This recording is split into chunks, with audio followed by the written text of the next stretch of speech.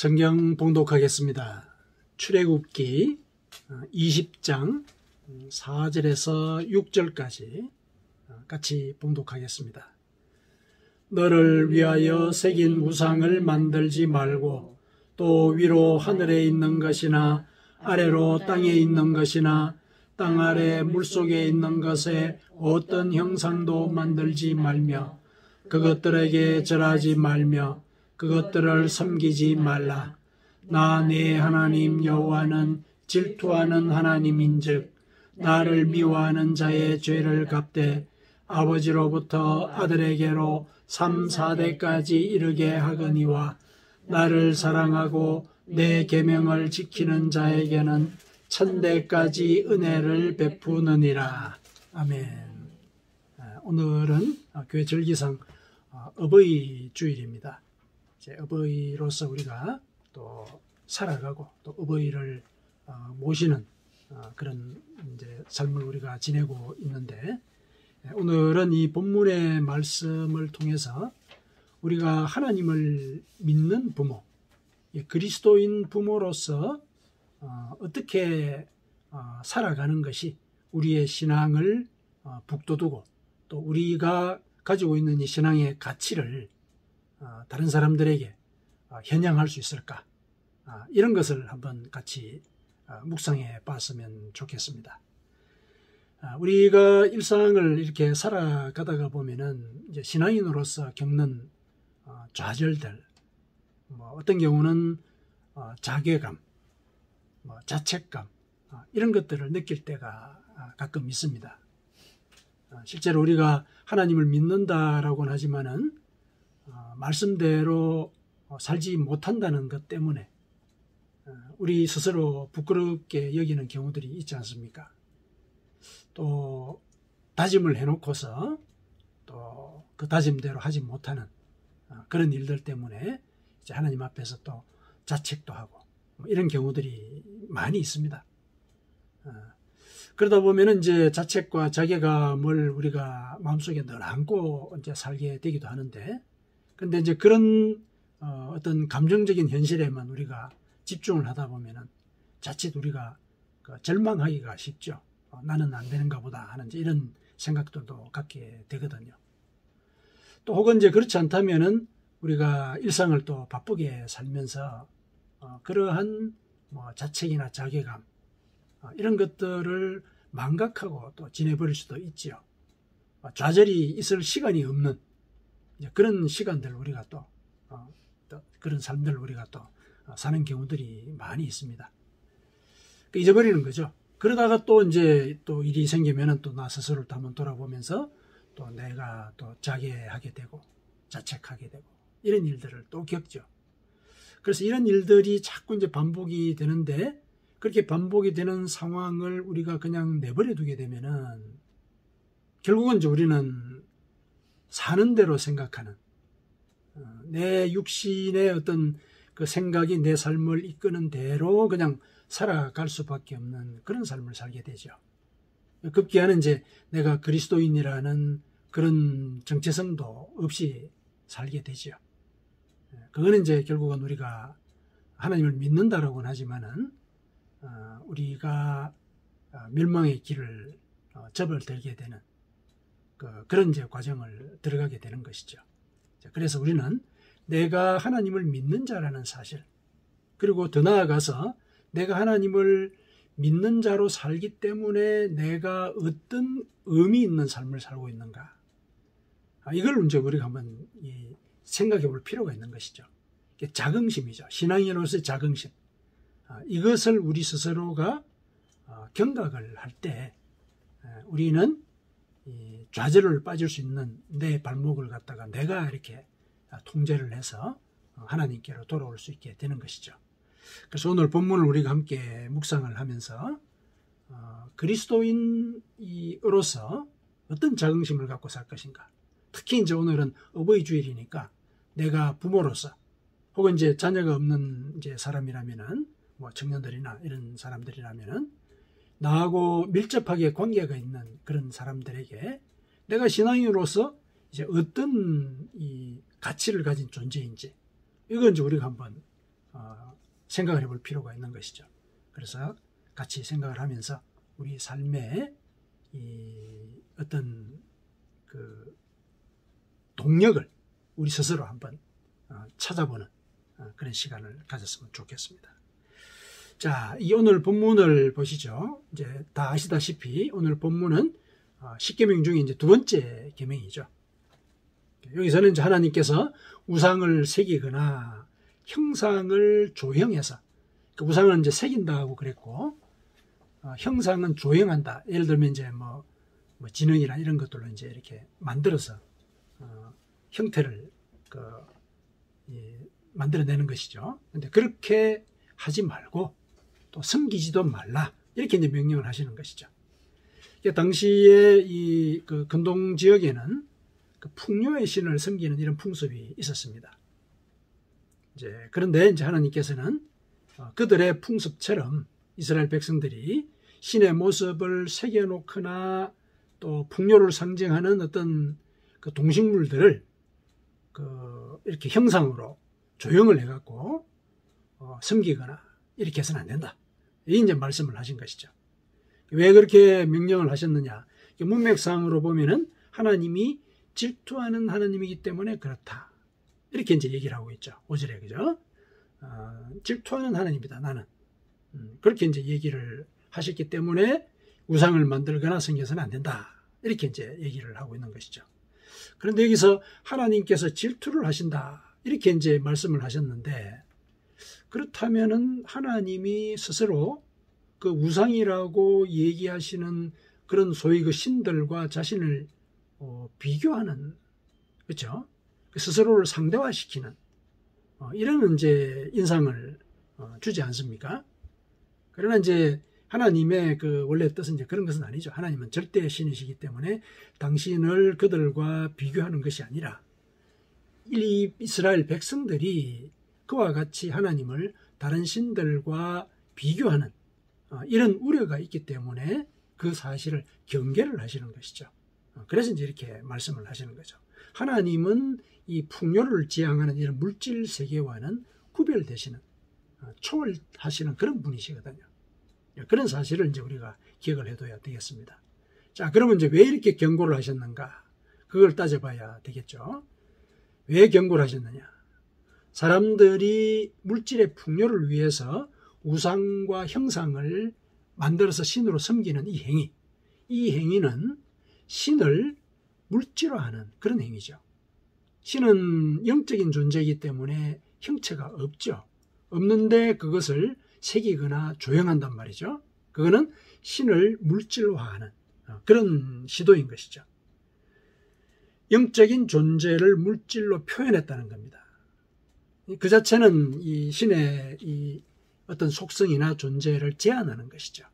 제한하는 것이죠. 이거는 이렇게도 해석을 할 수 있습니다. 사람이 신을 창조하는 것과 같다. 신을 인간의 피조물로 만드는 것과 같다. 이렇게 얘기할 수 있죠. 내가 만든 거니까. 그렇죠? 그걸 비록 우리는 섬기기 위해서 만들었고 또 섬기긴 하지만은 궁극에는 내가 만든 거거든요. 내가 만든 거란 말이죠. 나의 풍요의 뜻이 거기에 투영이 되어 있는, 그러니까 내가 만든 신이라는 거예요. 그래서 하나님께서는 그렇게 하지 마라. 그거는 네 스스로를 섬기는 것이다. 그거는 더 나아가면 나를 대적하는 일이다. 왜냐? 너 자신과 나를 견주는 거니까. 너가 섬기는 것인 너의 욕망, 그것을 나와 견주어서 나를 그렇게 대하는 것이니까. 그렇게 하면 안 된다. 이렇게 얘기를 한 것이죠. 그래서 이렇게 풍요를 위해서 신들을 만들어내는 이런 육신적인 생각, 이거는 하나님과 원수가 된다. 바울 사도가 그랬죠. 육신의 생각은 하나님의 원수가 된다. 이렇게 얘기를 하죠. 하나님은 이와 같이 육신의 생각을 쫓는 것, 이거를 당신을 미워하는 행위로 간주를 하시죠. 5절에 그렇게 했죠. 나를 미워한다. 그건 나를 미워하는 행위다. 그래서 내가 그 죄를 갚겠다. 아버지로부터 아들에게로 3, 4대까지 내가 그 죄의 처벌이 있게 하겠다. 이렇게 얘기를 하시죠. 하나님은 죄를 심판하시는 분이시니까 그렇게 얘기를 하시는 겁니다. 자, 그 다음에 이제 밑에 6절을 가보니까 그러나 나를 사랑하고 내 계명을 지키는 자에게는 천대까지 은혜를 베풀겠다. 이렇게 얘기를 하고 있죠. 하나님은 은혜를 베푸시되 영원히 베푸시는 그런 분이시다. 천대라는 건 사실상 영원을 가리키죠. 영원. 영원을 이제 우리에게 은혜로 보장을 해주시는 이런 이제 분이시라는 걸 일러주시죠. 문맥을 따르면은 이렇게 은혜를 베푸시는 이유 또한 당신이 질투하시기 때문이다. 이렇게 이제 얘기를 할 수가 있죠. 근데 또 문맥을 또 가만히 깊게 살펴보면은 천대의 은혜와 3, 4대의 처벌 뭔가 차이가 크지 않습니까? 만일에 하나님이 질투하는 하나님이다. 그랬을 때 그 질투의 의미를 우리가 문자 그대로 받아들인다면은 천대의 은혜를 베푼다면은 천대의 처벌을 얘기하는 그게 사실은 그 질투의 의미를 그대로 드러내는 그런 반응이 아니겠습니까? 근데 처벌은 3, 4대만 얘기를 하시고 은혜는 천대를 얘기하신단 말이죠. 그렇다면은 이거는 질투의 개념하고는 조금 다른 거죠. 그래서 이걸 어떻게 이해를 할 수 있을까? 이렇게 생각을 해보니까 이 질투라는 이 말의 원어가 질투라는 뜻 이외에 열정이라는 의미, 그렇게도 해석이 될 수 있는 다른 뜻이 있다는 얘기예요. 열정이라는 그런 의미로. 그러니까 이제 처음에 해석을 할 때 뭐 질투라고 해석을 해도 문맥상 큰 의미가 우려가 없으니까 무리가 없으니까 질투라고 번역을 했는데 이게 곰곰이 생각해 보니까 천대와 이 3, 4대는 이 질투를 형상화하기에는 옳지 않은 단어인 거예요.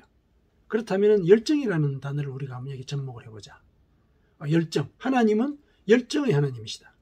우리를 구원하시기 위해 열정을 갖고 계시는 분이시다. 그래서 처벌은 3, 4대에 그치게 하고 은혜는 천대에 이르도록 내가 너희를 베풀 것이다. 이렇게 해석을 해도 이거는 문맥에 큰 무리가 없는 것이죠. 이 천대의 은혜라는 거기에 집중을 하면은 하나님은 구원의 열정을 갖고 계시는 분이시다. 이런 의미로 이해를 하는 것이 좀 이렇게 더욱더 타당한 그런 해석이 아닐까 하는 생각이 듭니다. 물론 이제 질투의 하나님이라고 해도 그거는 이제 결국은 3, 4대의 처벌에 이렇게 연관을 시키면 또 해석이 될 수 있는 부분이긴 하지만은 천대의 은혜를 베푸신다는 점에 우리가 집중을 하면은 하나님은 구원의 열정을 가지고 계신 분이시다. 그래서 천대 속에 사실은 그 3, 4대의 처벌이 녹아 없어질 수 있는 기회를 주시는 분이시다. 그렇죠? 3, 4대라고 하는 것은 유한하게 이렇게 숫자를 정해놓은 거 아닙니까? 근데 천대는 영원이거든요. 3, 4대는 영원 속에서 녹아 없어진단 말이죠. 구원의 기회를 심어 놓으신다. 이런 얘기를 이제 이 말 속에 우리에게 암시를 하고 계시는 것이죠. 하나님은 실은 예수님을 보낸 그 사실에서부터 우리가 확인할 수 있지 않습니까? 우리를 구원하기 위해 열정을 다하시는 분이시죠. 생명을 거시는 분이시죠. 그런 사실을 이제 오늘 이 계명으로부터 우리가 읽어낼 수 있어야 하겠습니다. 자, 이게 이제 오늘 이 계명이 주는 이 성경의 그 문자적인 기록의 이제 의미라고 본다면은 이걸 이제 가만히 보니까 분명히 우상숭배를 금하시는 말씀이긴 한데 특이하게 이 부모와 자식의 관계를 연상을 시키죠. 왜냐하면 부모가 어떻게 하냐에 따라서 3, 4대의 처벌이 임해지거나 아니면은 천대의 은혜가 결정이 되는 거니까. 그러면 이제 이거는 하나님의 은혜를 받기 위해서는 부모가 어떻게 해야 될 것인가 이걸 또 알려주는 말씀이 아닌가 이렇게도 생각해 볼 수 있다는 것이죠.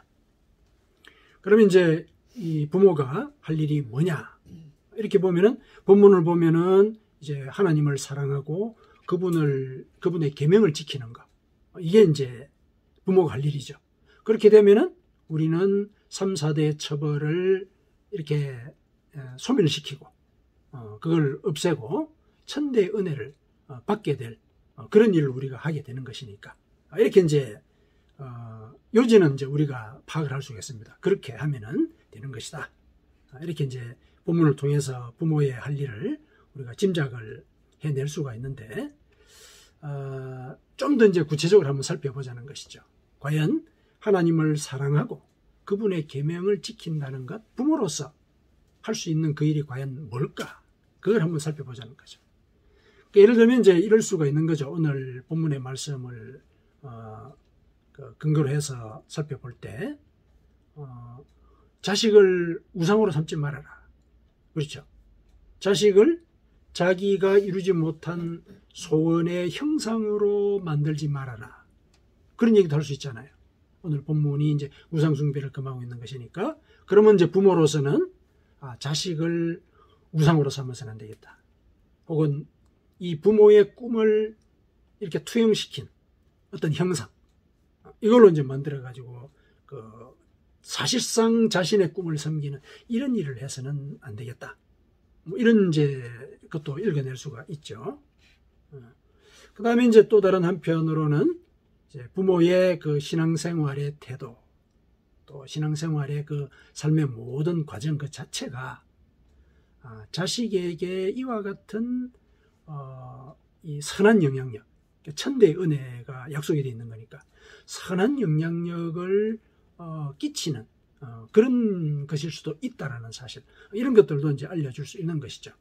오늘은 이제 그리스도인 부모로서의 그 자긍심, 이런 관점에서 이 계명의 의미를 이제 묵상을 하려고 하기 때문에 우리가 하나님을 믿는다는 것이 우리의 자녀에게 혹은 자녀가 없는 성도들로서는 이제 그들과 밀접하게 관계 있는 지인들에게 어떤 선한 영향력을 끼치게 되는 것인지 그것을 한번 이제 살펴보는 본문으로 우리가 생각을 해보도록 하십시다. 우리가 신앙생활을 할 때 우리의 이 신앙생활 자체가 다른 사람들에게, 자녀들에게 선한 영향을 끼치고 있다. 이 사실을 인식하는 것. 이거는 우리 신앙생활의 정체성을 확인하는 것이고 우리의 삶의 모든 과정의 가치를 우리가 알고 살아가는 그런 이제 하나의 근거가 되는 것이거든요. 그래서 오늘은 이제 그런 차원에서 이 본문을 같이 한번 묵상을 해 보도록 하십시다. 자, 우리가 신앙생활을 긍지를 가지고 해야 되는 그 이유가 뭐냐? 자, 첫 번째, 우리는 자녀들의 세계관을 영원의 세계로 확장시켜주는 그런 일을 하고 있는 겁니다. 우리가 하나님을 믿으면서 하나님의 계명을 지키려고 노력하는 그 모든 과정이 자녀들의 세계관을 영원의 세계로 확장시켜주는 그런 역할을 한다는 것이죠. 사실 이 풍요의 우상을 섬기는 것은 과거나 지금이나 사람들의 주요한 관심사죠. 제사를 지내지 않는다 뿐이지 현대인들도 풍요를 우상으로 섬기죠. 그런데 가만히 보면은 그 우상들은 사람들의 세계관을 생존의 문제에 고정시켜 놓죠. 풍요를 우리가 원하니까 그건 결국 이제 생존의 문제에 우리의 세계관을 고정시키는 그런 역할을 하는 거죠. 풍요라는 것이 결국 이 땅에서 무엇을 먹을까, 무엇을 마실까, 무엇을 입을까 이런 고민과 상관이 있는 거잖아요. 그러니까 세계관 자체를 물질이나 현실에다가 고정을 시키는 것이죠. 이 세상은 그렇다는 것이죠.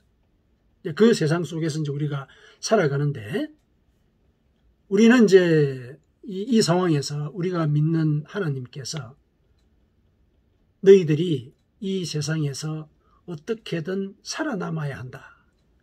이런 말씀을 한 것이 아니라는 사실. 이걸 우리 알고 있어야 되죠. 하나님께서 인간을 만드신 뒤에 뭐라고 얘기하셨습니까? 너희는 생육하고 번성하며 충만하라. 이렇게 얘기를 하셨죠. 이거는 생존의 그런 수준을 넘어선 경지, 그걸 추구하라고 얘기하신 것이죠. 너희들은 이 땅에서 어떻게든 살아남아야 된다 이렇게 말씀하지 않으셨거든요. 생육하고 번성하고 충만해라 이렇게 얘기를 하죠. 물론 이제 단어의 뜻만 따지면은 생육하고 번성하고 충만하는 거 이게 결국은 그 생존하고 풍요를 지향하는 거 그게 아니냐 이렇게 이제 반문할 수는 있죠.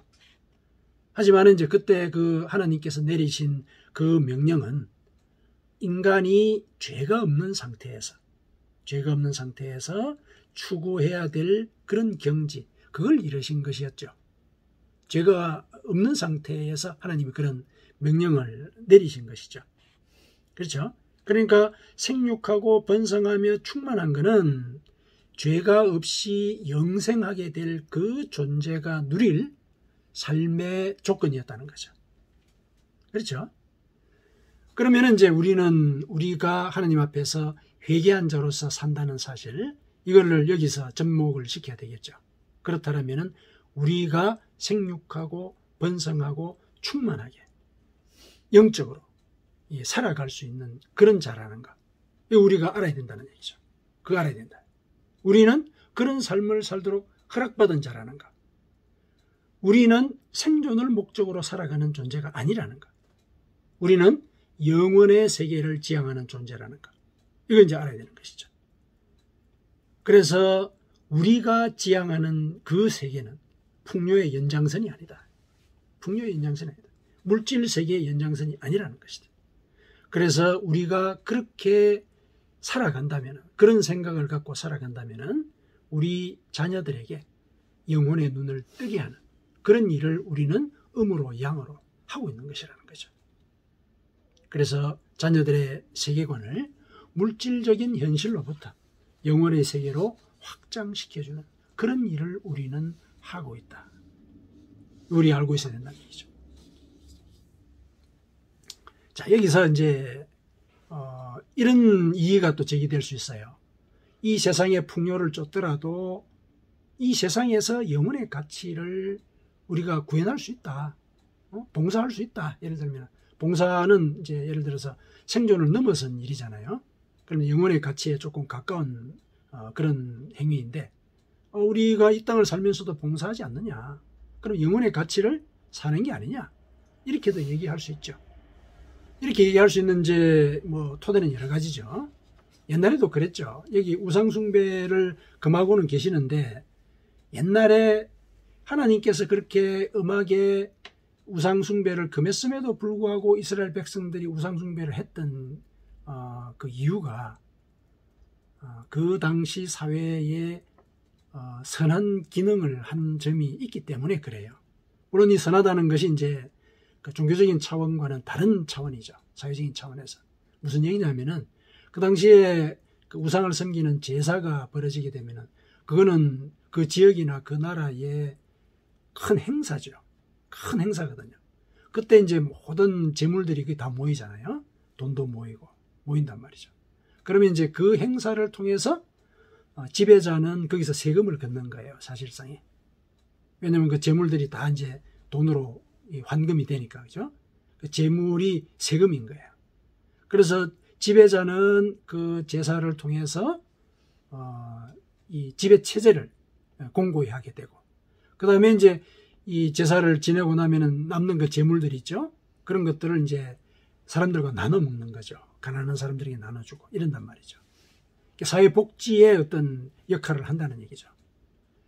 그래서 사람들이 이 우상을 섬기는 이 제사를 하나님의 경고에도 불구하고 자꾸 지냈던 거예요. 이런 이제 선기능이 있다고 생각한 거기 때문에. 하나님은 그런 선기능 자체의 문제보다는 그것을 자기 욕망의 투영으로 보고 그것을 하나님과 견주기 때문에 그걸 경계를 하신 것이거든요. 봉사하고 나누고 그거를 꾸지람하신 건 아니죠. 하나님은 봉사하고 나누라고 늘 얘기하지 않습니까? 심지어는 네가 먹을 것이 없더라도 가난한 자를 위해서 나눠줘라 이렇게 얘기하지 않습니까? 나눠줘라 그렇게 얘기를 하시거든요. 그 영혼의 가치를 강조를 하시죠. 하나님은. 그런데 이제 사람들이 이 우상이라는 이 어떤 이 재물을 만들어내는 그리고 자기의 풍요의 욕망을 섬기는 이런 행위들 이런 행위들을 통해서 결국은 자기를 섬기고 자기의 욕망을 섬기고 그 욕망을 하나님과 견주는 이런 행위를 하기 때문에 금하신 것이거든요. 금하신 것이다. 그래서 우리가 하나님을 섬기는 자는 영혼의 세계를 추구하고 물질의 세계와는 구별된 자라는 사실, 이 물질의 세계가 영혼의 세계에 어떤 기여를 한다는 이런 합리화까지도 우리는 엄밀하게 분별할 수 있는 이제 그런 마음을 갖고 있어야 한다는 것, 그것을 우리가 알 필요가 있습니다. 그래야 이제 우리가 자녀들에게 하나님이 원하시는 그런 그 영혼의 세계를 순수하게 전할 수 있게 되죠. 자, 그 다음에 두 번째 또 우리는 어떤 역할을 하고 있느냐. 우리는 집안의 고질적인 악습을 끊는 그런 역할을 우리가 하고 있습니다. 우리가 우리 집안뿐만 아니라 또 다른 어떤 뭐 사람들의 이렇게 그 집안의 가계를 이렇게 살펴보면은 대를 이어서 어떤 악습이 유전되는 그런 경우들이 있습니다. 뭐 우리 이 집안만 우리가 가만히 살펴보더라도 마치 유전되는 것처럼 대를 이어서 드러나는 행동상의 습관이 있다는 얘기예요. 예를 들면은 아버지가 성급한데 나도 성급하고 내 자녀도 성급해요. 화를 불같이 잘 내는 그런 집안이 있는 것이죠. 이게 막 이렇게 유전이 되는 것 같아요. 성경에도 그런 사례가 있죠. 아브라함이 아내를 팔았어요. 그 아들인 이삭도 아내를 팔았거든요. 그리고 이삭의 아들인 야곱. 야곱은 아내를 팔지는 않았지만은 사실은 그 위기 앞에 자기의 목숨을 지키는 방패막이로 사용을 했죠. 이 형이 이제 화가 나가지고 자기를 죽이러 온다라고 생각을 했잖아요. 그랬을 때 부인하고 자식들을 자기보다 먼저 보냈어. 그리고 자기 뒤에 남아 있었죠. 이제 모종의 어떤 그 유전적인 습성이라는 생각이 들죠. 그 자신의 생존에 이렇게 집착하는, 다른 사람을, 자식을, 뭐 부인을 위해서 자기를 희생한다, 이게 아니죠. 그게 이제 집안에 이렇게 쭉 내려오는 거예요. 사실 이렇게 어떤 습성이 집안에 계속 유전이 되면은 자녀의 인생이 괴롭죠. 물론 내 인생도 괴롭지만 자녀 인생도 괴로운 거예요. 그렇죠? 어떤 경우는 이거를 가계의 저주다, 뭐 이런 얘기도 하잖아요. 가계의 저주다. 그래서 뭐 저주를 끊어내기 위해서 뭐 이런 영적인 조처를 해야 된다, 이렇게 이제 얘기를 하기는 하는데, 하나님께서는 이제 그러한 소위 저주라고 일컫는 그런 악습의 유전을 끊는 길을 우리에게 알려주셨고, 그 일을 우리에게 맡기셨어요. 우리에게 맡기셨습니다. 우리가 할 수 있다는 얘기죠. 그렇죠? 나를 미워하는 자의 죄를 갚되 아버지로부터 아들에게로 3, 4대까지 이르게 하겠다라고 하신 이 말씀 있죠. 이 말씀이 결국은 그 가계의 저주를 승인하고 합리화하는 이제 이런 말씀으로 들리기는 하죠. 그렇죠? 들리긴 합니다. 자식으로서는 이제 태어나기도 전에 저주의 족쇄가 채워진 것 같은 이런 말씀이 하나님 입에서 나온 것 같다. 야, 하나님 무서운 분이시다. 이렇게 이제 얘기를 할 수는 있습니다. 그런데 상당히 불공정하잖아요. 자식으로서는. 내가 저지른 일도 아닌데 부모의 잘못으로 내가 지금 그런 저주의 족쇄를 갖고 산다는 거, 이거 용납하기 어렵다, 이런 얘기를 할 수가 있죠. 그런데 이제 그거는 이제 한 면만 하나님의 말씀을 받고 이해를 한 것이죠. 하나님의 또 다른 말씀, 이게 이제 하나님의 본질적인 뜻인데, 하나님은 에스겔 선지자를 통해서 이렇게 얘기를 하셨어요. 에스겔 18장 20절에 범죄하는 그 영혼은 죽을지라. 그러니까 죄를 짓는 그 영혼이 사망할 것이라는 거죠. 죄를 지은 그 사람이 책임을 진다는 얘기예요. 이어서 부연 설명을 하십니다. 아들은 아버지의 죄악을 담당하지 아니할 것이요, 아버지는 아들의 죄악을 담당하지 아니할 것이다, 이렇게 얘기를 하세요. 죄의 그 결과가 유전되지 않는다, 이런 얘기를 하시는 거죠. 하나님은 이렇게 얘기하셨어요. 그러면은 십계명에서 말씀하신 이것과는 모순이 생기죠. 모순이 생깁니다. 이 아버지가 신포도를 먹었을 때 아들이 이빨이 시리다. 이게 이제 이스라엘 사람들의 속담이었어요. 가게에 저주가 있다는 걸 사람들이 그렇게 믿고 있었던 거죠. 그러나 하나님은 그게 아니다. 너희들 삶 속에서 그런 속담이 더 이상 더 유통되지 않도록 내가 하겠다. 이렇게 약속을 하셨거든요. 이게 이제 하나님의 말씀이라는 얘기죠. 그러면은 이 모순은 어떻게 해소를 할 수 있느냐? 이 모순은 어떻게 해결할 수 있느냐? 그거는 이제 3, 4대의 처벌, 거기에 우리가 그 해결의 실마리를 거기서 찾을 수가 있죠.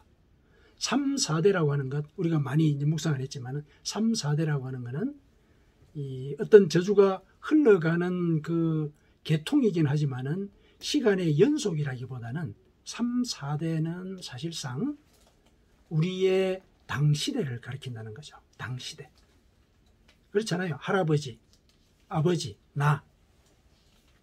3대죠. 그리고 내 자식. 요즘 오래 사니까. 3, 4대가 우리는 동시대를 살아요. 그렇죠. 그러니까 할아버지가 잘못하면은 그 결과를 아버지가 보는 거죠. 본다는 얘기는 보고 배운다는 얘기죠. 그 얘기예요. 그러니까 3, 4대라고 딱히 이렇게 이 기간을 정해서 하나님께서 처벌을 엄명하신 것은 그거는 이 일들이 너희들 때에 끊어질 수 있다. 이거 암시하시는 거예요. 그러니까 만일에 내가 우리 집안의 악습에 대해서 각성을 하고 내가 그 죄에 대해서 회개를 하고 그 습관을 끊으려고 하면은 내 대로부터 이후에는 천대의 은혜가 약속이 되는 것이죠. 그러면은 3, 4대의 그 저주가 없어지는 거예요. 없어지는 겁니다.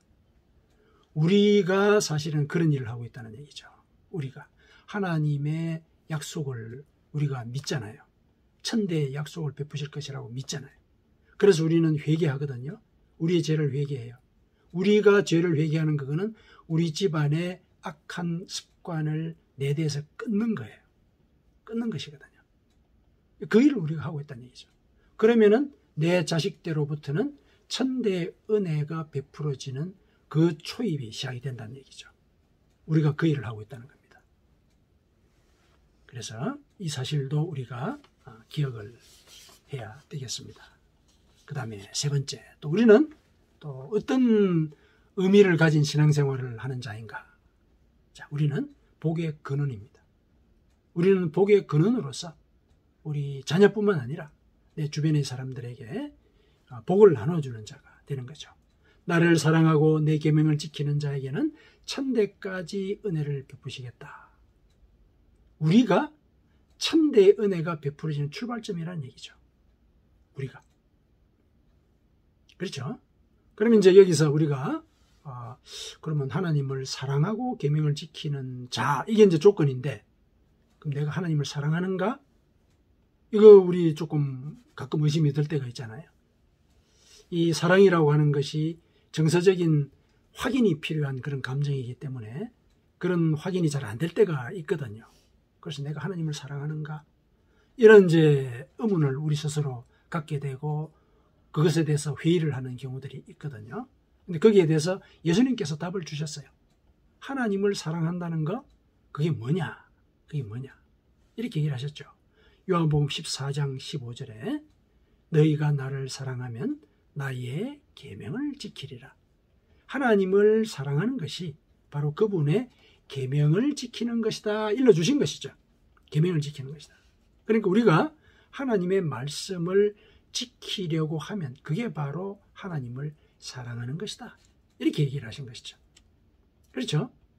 그렇게 해서 나의 계명을 너희들이 지키게 되면은 바로 너희가 나를 사랑하는 자다. 14장 21절, 요한복음 14장 21절 그렇게 얘기를 하세요.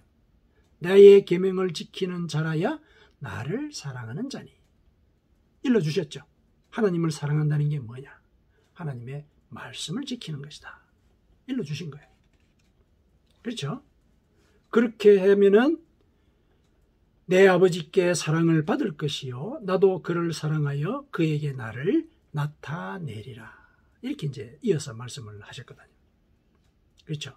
우리가 하나님의 계명을 지키면 하나님의 사랑을 받게 되고 예수님께서 우리에게 나타나시게 된다. 이렇게 이제 얘기를 하신 것이죠.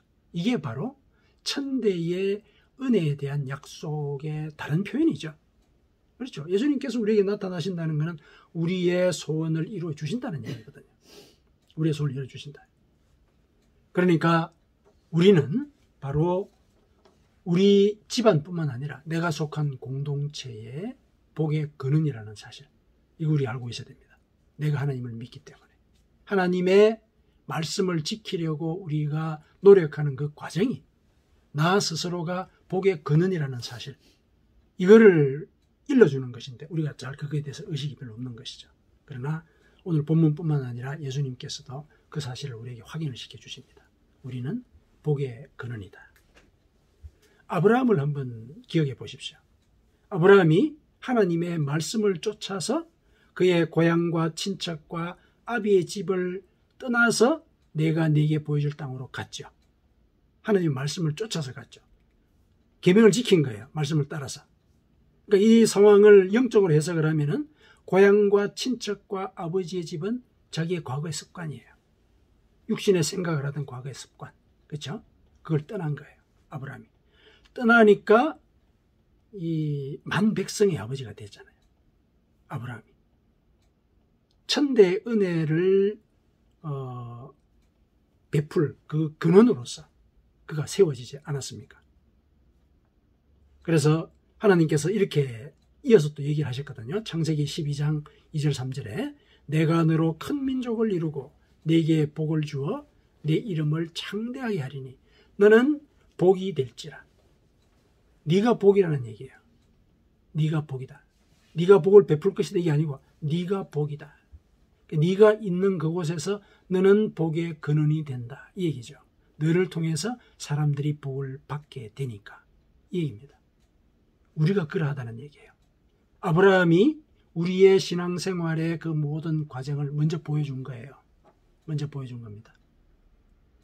그래서 우리가 우리 집안뿐만 아니라 내가 속한 공동체의 복의 근원이라는 사실, 우리의 신앙생활은 내가 그들에게 복을 끼치는 존재로서 살아가게 하는 그런 과정이라는 것, 이것을 우리가 기억을 할 필요가 있습니다.